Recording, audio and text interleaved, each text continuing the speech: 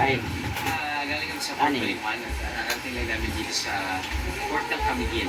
Usually, it takes about 1 hour.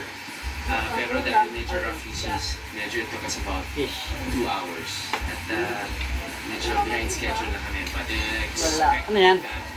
Ay, the ulam travel ko time kay would Miles go as man, planned hindi all niya the time. kinain. Bakit? So yeah, ignore Hindi it. masarap. Alright, ganyan tayo. Dami ng ulam nito ah. Pero bago kami lumibot sa buong isla, naluto ng aking crew. Tama-tama dahil patok din dito ang affordable yet Kumain ka na, Ma. na crunchy snack. Keeping up with Kipping.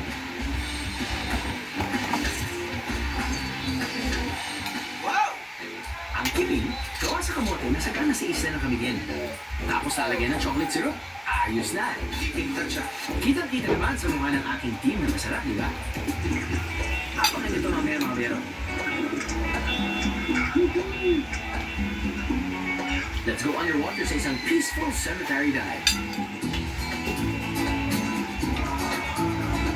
At lalong manahimik dahil sa pagpapak ng nagsasarapang pagkain na may tatak Camiguin. Matamis. And of course, my favorite of all, Camiguin's pride, ang pastel. Bao. Dito lang.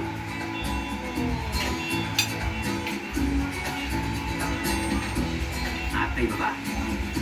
It looks like olive oil. Yeah. Pwede. Siyempre, pwede ba mawala ang island hopping?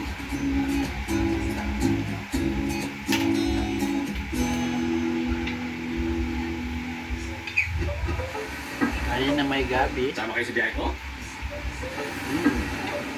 Sama kayo sa biyahe ko? Yeah. Ang maganda sa isla ng Camiguin. Tahimik at malinis. Wala pa rin kasing high-rise buildings at mga Ah. major establishment dito. Tanaw pa rin ang naglalakihang mga puno. At ang pinakasikat na Palo talim kita. at produkto,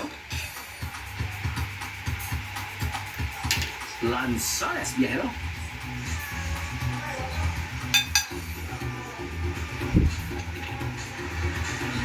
Ang perfectly right lanzones pala, ganito dapat. Malalaman natin ito ang mga lambot na ito. Ilaw ng lahat.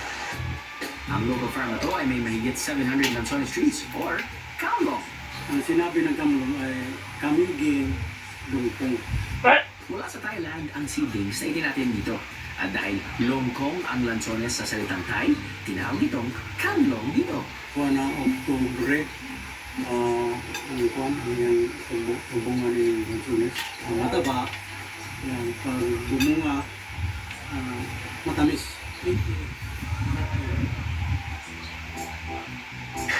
Happy Lanzones Festival, mga biyahero. Itong Lanzones na to, galing talaga yan sa Thailand. Dinala dito, naging Kamlong. Bakit? Dahil Camiguin, Lanzones. Apparently, nag-iiba daw yung lasa ng Lanzones dito sa Camiguin dahil maraming bundok, maraming hot springs, water springs, ibig sabihin nun there's sulfur. So yung sulfur naghahalo sa lupa, i-create ng kakaibang lasa dito sa Camiguin. Kaya kamlong. Ayun. Matamis. Okay. This is a fact. Dahil ko sa tourism officer Hindi. Diba every year they celebrate their Lanzones Uuwi pa yun eh. the month of October. Yeah, October. Every other year pala yung pag-harvest ng maraming Lanzones. This year natapat sa hindi maraming ani. Pero kahit paano, kung pupunta kayo this year, meron pa rin naman kayo makukuha katulad nito. Pero mas suswerte nga tayo kapag pumunta kayo sa Lanzones Festival ng 2018. Just giving you the facts. Yeah. Cool. Pwede pa rin mapasulubong. In fact, uwiin ko sa aking mother-in-law.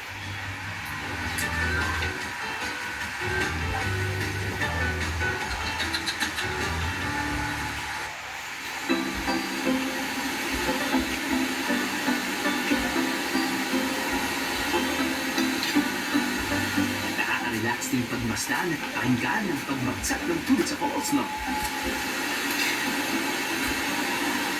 ang inaakit na magtampisaw. Or pwede namang titigan lang ito at mamangha sa ganda. Welcome sa Katibawasan Falls! Isa ito sa mga no-shot falls Camiguin.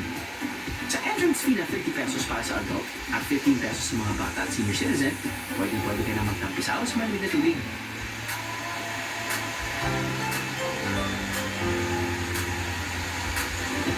May mga cottage din for rent. Ito talaga ang hayahay.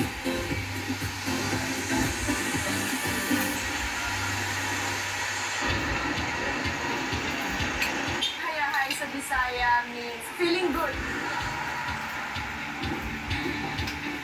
Yes, Beros. Yan ang pangalan ng vegan cafe na to. Feel good lang ang vibes dito. Kaya na-put up namin to kasi personal vegan ako. So, mahirap talaga to find a place where to exactly eat without having like any meat products or dairy, like eggs and milk. Siyempre, if you want to feel good, you have to eat well din, Beros. Karamihan ng pagkain dito, gluten-free at walang karne ng hayop or any dairy products. Instead, they have vegan burgers at vegan spring rolls. We specialize on vegan pancakes, vegan burgers, and other vegetarian stuff also.